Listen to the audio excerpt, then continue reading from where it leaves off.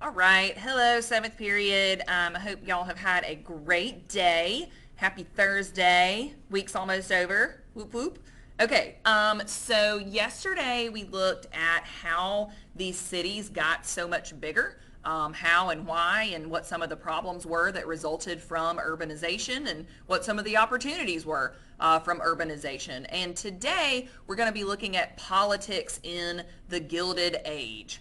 So we're going to explain the role of political machines and political bosses, describe how some politicians' greed and fraud cost taxpayers millions of dollars, and then describe the measures taken by presidents to reform the spoils system and their positions on the tariff issue. So let's go ahead and get started. Remember to be following along in your notes packet. Okay, so in the late 19th century, cities experienced such rapid growth, but they were experiencing it under a government that wasn't ready to handle that rapid growth. In a climate influenced by dog-eat-dog social Darwinism, survival of the fittest applied to society, cities were receptive to a new power structure, the political machine, and a new politician, the city boss. So let's talk about that. An organized group that controls the activities of a political party in a city. The political machine also offered services to voters and businesses in exchange for political or financial support.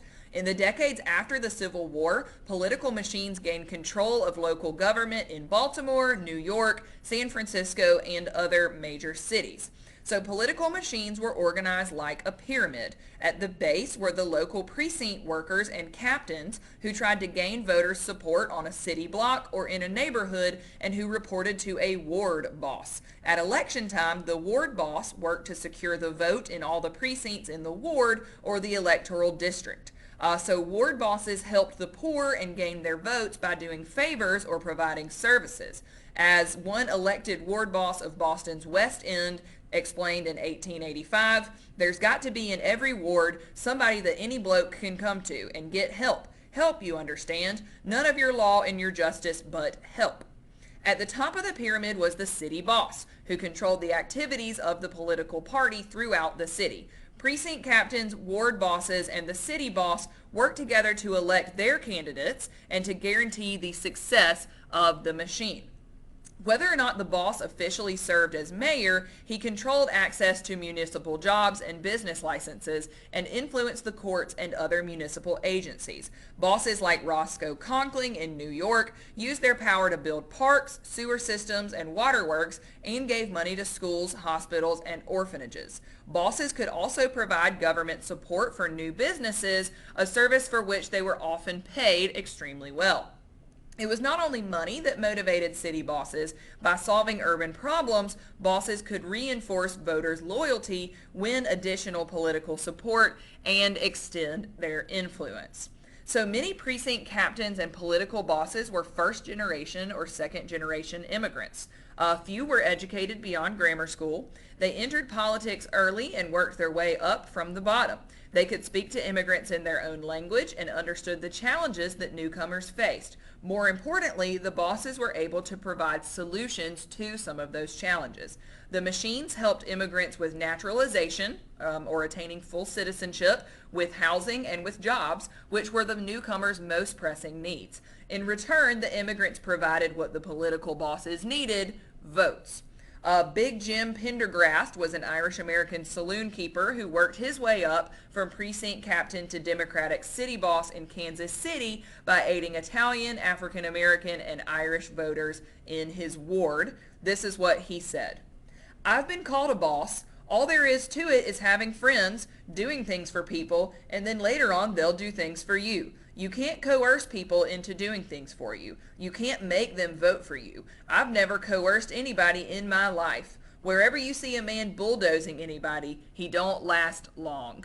And so it was sort of a I scratch your back, you scratch mine, and people weren't really worried about whether it was ethical or not, because who cares if something's ethical when you don't have a place to live? Or who cares if it's the right thing to do? Or who cares if it's legal when these people are helping you get a square meal, maybe the only meal you'll get that day? or they've helped you find a job when you were really down on your luck. And so the machine provided the immigrants with what they needed, and then the immigrants provided the votes for the machine that kept them in power.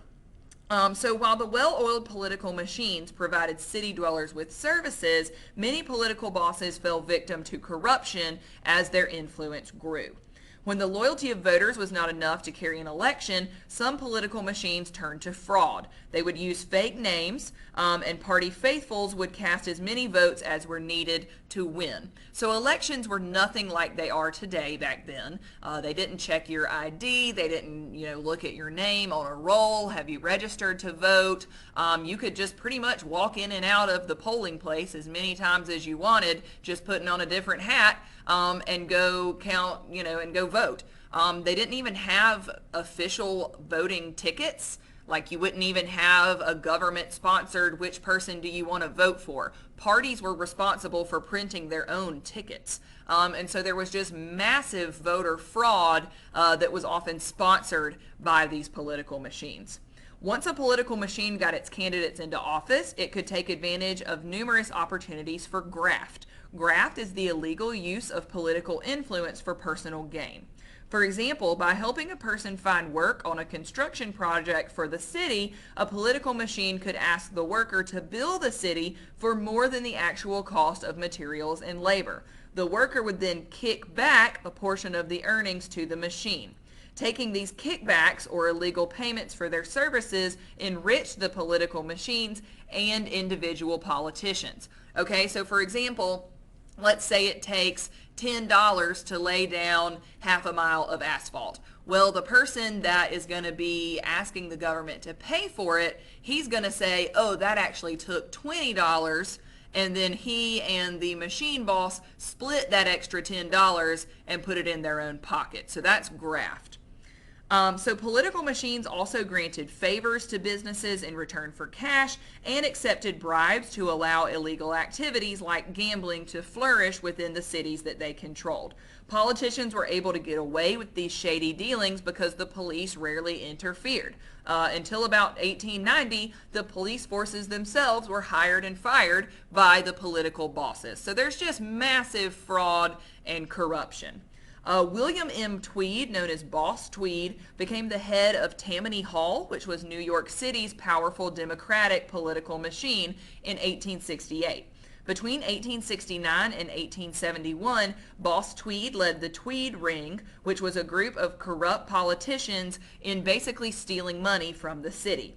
One scheme, the construction of the New York County Courthouse, involved extravagant graft. The project cost taxpayers $13 million, while the actual construction cost had only been $3 million. That $10 million difference went into the pockets of Tweed and his followers. Thomas Nast was a political cartoonist who helped arouse public outrage against Tammany Hall's graft, and the Tweed Ring was finally broken up in 1871. Tweed was indicted on 120 counts of fraud and extortion and was sentenced to 12 years in jail. His sentence was reduced to only 1 year, but after leaving jail, he was quickly arrested on another charge. While serving his second sentence, Tweed escaped. He was captured in Spain when officials identified him from a Thomas Nast cartoon, because by that time political corruption had become a national and international issue. So the next thing that we need to look at is civil service reform. So the desire for power and money that made local politics corrupt in the industrial age also infected national politics. Since the beginning of the 19th century, presidents had complained about the problem of patronage. Patronage is when you give a government job to people who helped a candidate get elected. And you may be thinking like what we just had, where the president gets to pick his cabinet members. That's not what that means. This means that people that just work everyday office jobs that aren't involved with politics but work for the government. People like a postmaster general and mailmen and the people who are secretaries to people that work in the government. That's patronage, not like cabinet positions. Presidents get to pick those. So that's patronage, so where you give government jobs to people who helped a candidate get elected. In Andrew Jackson's administration, this policy was known as the spoils system. People from cabinet members to workers who scrubbed the steps of the Capitol owed their jobs to political connections, not necessarily to being qualified for the job. As might be expected, some government employees were not qualified, and they sometimes used their positions for personal gain. Reformers began to press for the elimination of patronage and the adoption of a merit system of hiring. Jobs in civil service or government administration should go to the most qualified people, reformers believed. It shouldn't matter what political views they had or who had recommended them to office. So you have this group of reformers who want a merit-based system. Civil service reform made gradual progress under Presidents Hayes, Garfield, and Arthur. Republican President Rutherford B. Hayes was elected in 1876. He couldn't convince Congress to support reform, so he used other means. He named independents to his cabinet and set up a commission to investigate the nation's customs houses, which were notorious centers of patronage. On the basis of the commission's report, he fired 2 of the top officials in New York City's custom house, where jobs were controlled by the Republican Party. These firings enraged the Republican New York senator and political boss Roscoe Conkling and his supporters, who were known as the Stalwarts. When Hayes decided not to run for re-election in 1880, a free-for-all broke out at the Republican convention between the Stalwarts, who didn't want changes in the spoils system, and the reformers, who did want changes in the spoils system. Since neither the Stalwarts nor the reformers could win a majority of the delegates, the convention settled on an independent presidential candidate, Ohio Congressman James A. Garfield. To balance out Garfield's ties to reformers, the Republicans nominated Vice President Chester A. Arthur, one of Conkling's supporters. So despite Arthur's inclusion on the ticket, Garfield angered the Stalwarts by giving reformers most of his patronage jobs once he was elected.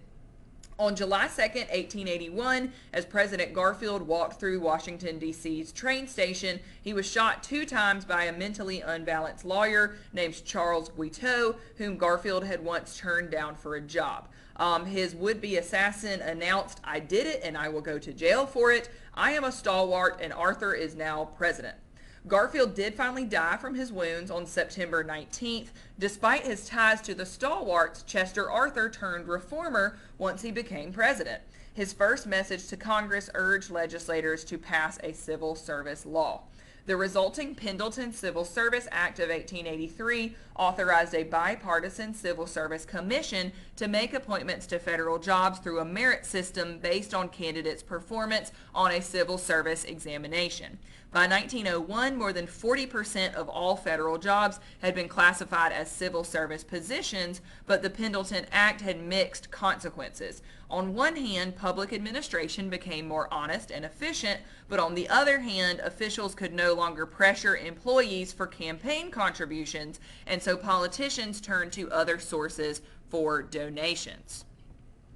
So with employees no longer a source of campaign contributions, politicians turn to wealthy business owners. So we have this huge rise in big business, and now we're going to have ties between big business and the government. The alliance between government and big business becomes stronger than ever. So big business hoped the government would preserve or even raise the tariffs that protected domestic industries from foreign competition.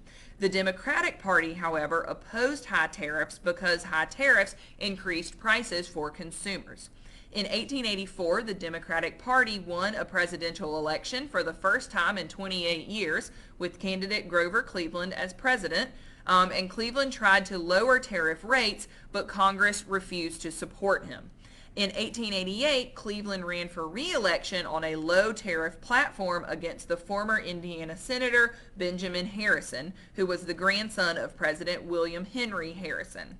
Harrison's campaign was financed by large contributions from companies that wanted tariffs even higher than they already were. So it's good for companies to have tariffs because that makes people more likely to buy domestic goods, but it's bad for consumers because it makes prices really high. So although Cleveland won about 100,000 more popular votes than Harrison, Harrison took a majority of the electoral votes and won the presidency. He signed the McKinley Tariff Act of 1890, which raised tariffs on manufactured goods to their highest level yet. This was not surprising because his campaign had been so heavily financed by big business, which wanted high tariffs. In 1892, Cleveland was elected again. He's the only president to serve 2 non-consecutive terms, and he supported a bill for lowering the McKinley tariff, but then refused to sign it because it also provided for a federal income tax.